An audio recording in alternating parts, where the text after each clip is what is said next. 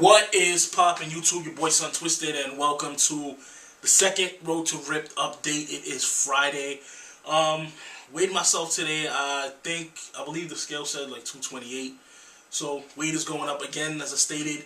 It's like 3 weeks in. I read somewhere you put on about 0.25 to 0.5 pounds of muscle per week, which averages about 1 to 2 pounds of muscle per month. So we're like 3 weeks in. So the weight gain could be due to the muscle weight being more muscle being gained, as well as water weight. My scale actually does not give you your body fat percentage, so I need to get something for that, and also to measure the waist, because just measuring your weight alone is not going to give you anything. Because again, if you're losing fat but gaining muscle weighs more than fat. So you might see that you're the same weight, but you actually have a lower body fat percentage, and so actually want to get those things to test that out. And I actually decided tomorrow I'm gonna change my routine completely. Today was actually an off day. The past 3 days, I was working out with my girl because she was here, and I let her use the heavy bag while I'm doing the cardio. So I did shadow boxing with her while she's doing the heavy bag. And to add, extra, is to make it more difficult, I was doing it with 5-pound weights. And last night when I went to do my upper body workout, so it was yesterday was upper body, day before that was legs, day before that was upper body. Like, I felt very tired. My muscles felt overworked at the beginning of the workout, and I didn't understand why until I started thinking about it. And I realized, because I did an upper body workout and then I did shadow boxing with 5-pound weights, and then the next day I did the leg workout but did shadow boxing with 5-pound weights, it's like I'm overworking my arms because I still have weights in them, and I'm you're throwing hooks and all that. So it's like I'm still lifting weights with those 5-pound weights during that cardio workout. So like I overworked my arms. So it made me extremely tired, and I'm kind of getting over, I don't know if it was a cold, like my throat was sore and phlegm was building up. And for me, when I'm getting over getting sick, for whatever reason, when I lay down, while that whatever in the throat is still going on, it causes me to choke when I lay flat. So after being completely overworked, from doing the too much upper body work for the past 3 days, and then last night I decided to up the cardio from the 15-minute of boxing to the full 30-minute Thai boxing, which involves kicks as well as strikes. So after doing that to my body for 3 straight days, and then I couldn't sleep at all last night because every time I laid flat, I would start coughing and choking. I basically slept all day today. So threw off my eating, threw off my workout.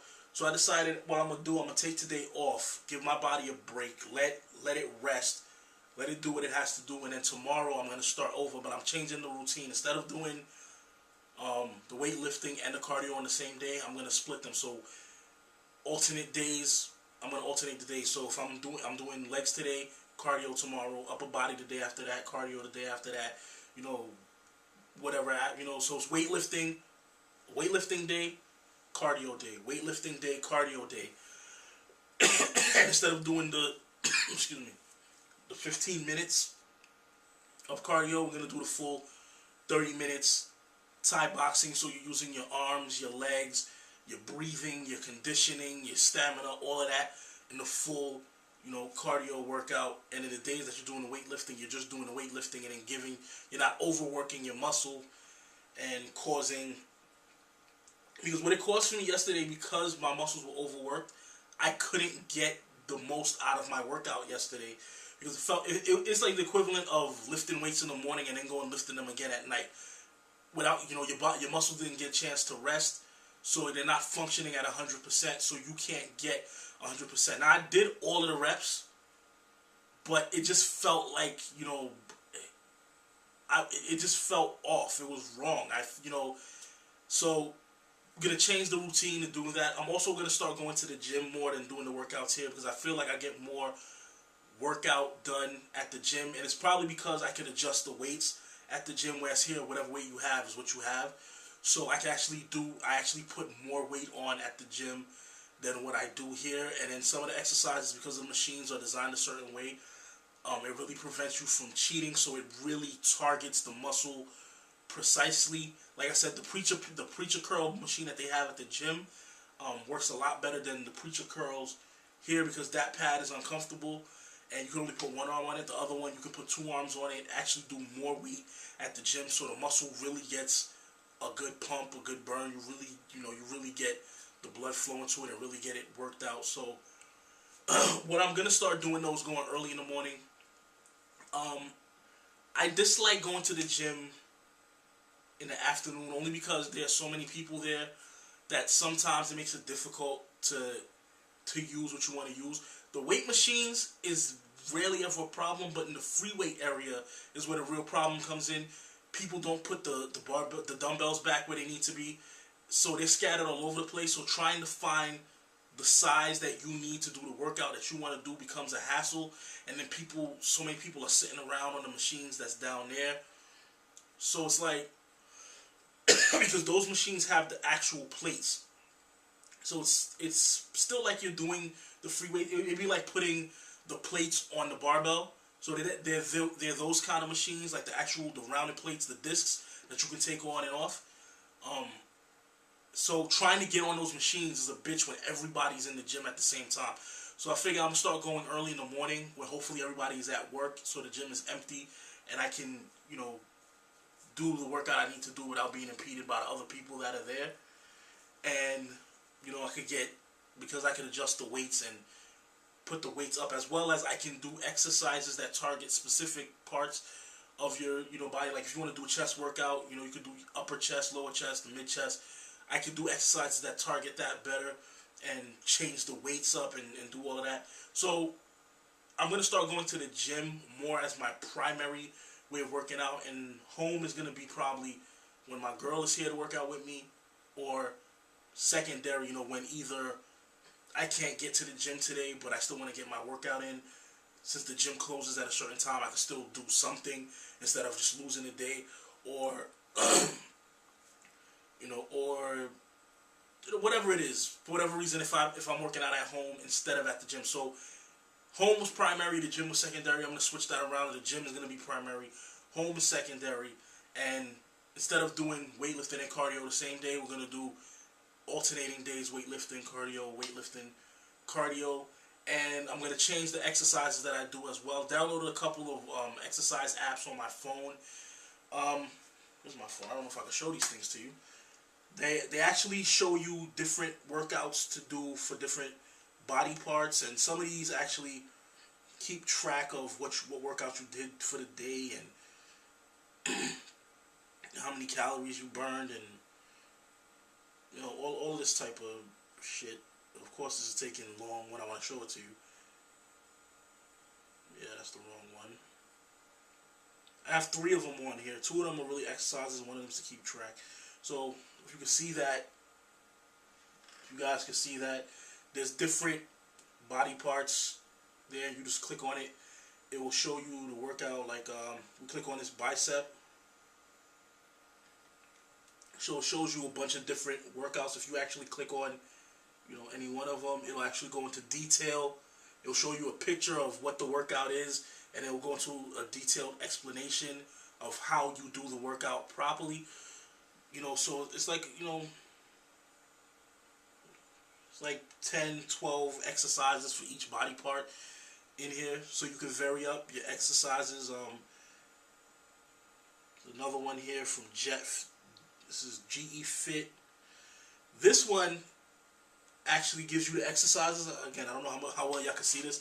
This one actually gives you exercises, but then it also has a routine bar there. So if you hit routine, it actually gives you what exercises you should be doing for what day. So it'll say chest and triceps Monday, back, biceps, and forearm on Wednesday, shoulders and legs on Friday, abs on Saturday, and I guess the in-between days are your cardio days. You can customize this so you can change what exercises are actually on that list, or you can just hit exercises and it gives you the same type of graph as the other one. Gives you the human body. You pick, let's go with chest. You click on that and you see a shitload of exercises there. This one has even more. I think this thing has like 30 exercises for each body part.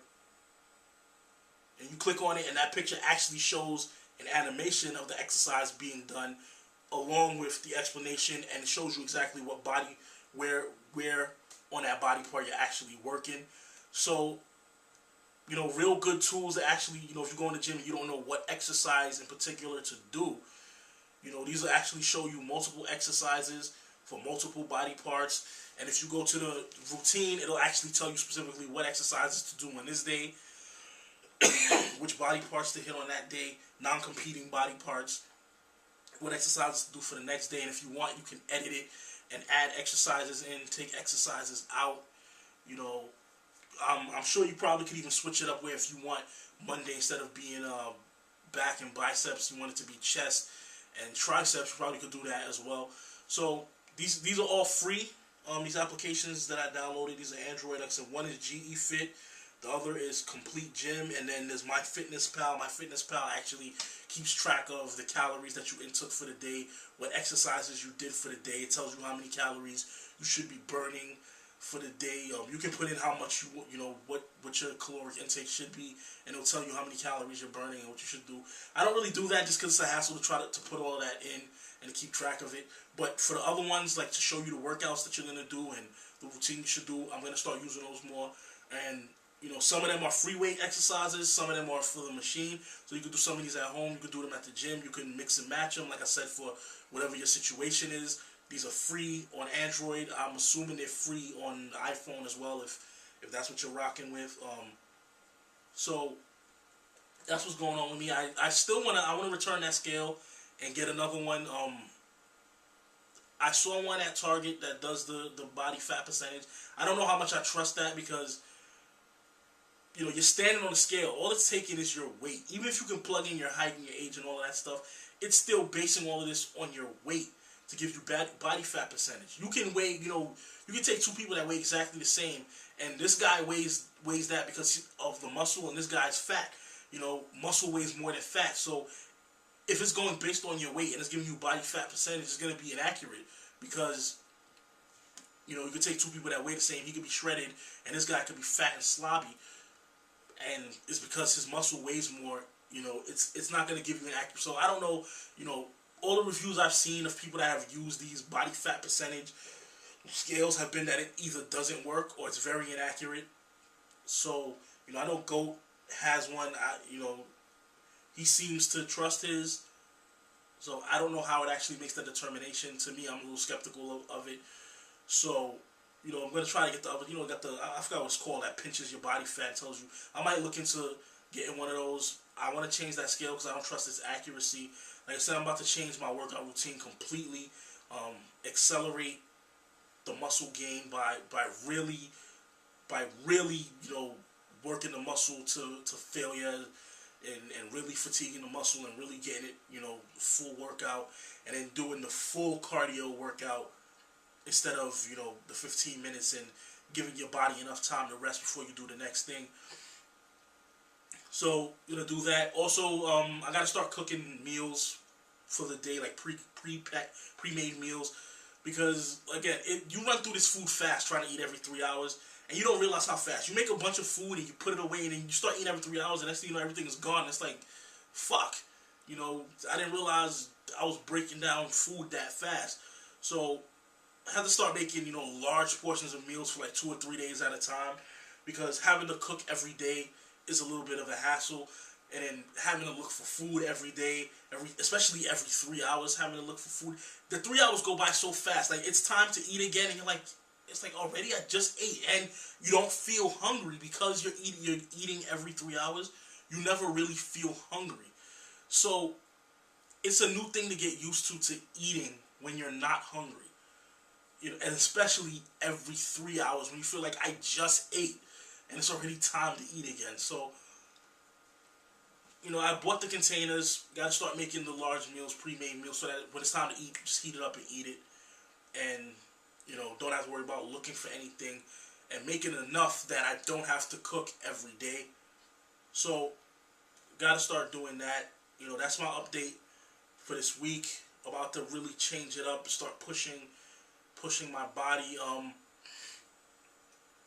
Also, something new I just found out about that Bas Rutten created is called the O2 Trainer. It's basically a mouthpiece, kind of like the bottom part of a snorkel, that basically helps you condition your lungs to increase your breathing. It basically has like the intake valve is only on one side. It's like starts off 14 millimeters, and you work out with it, and every week it goes down a millimeter in size, making it harder and harder to breathe through.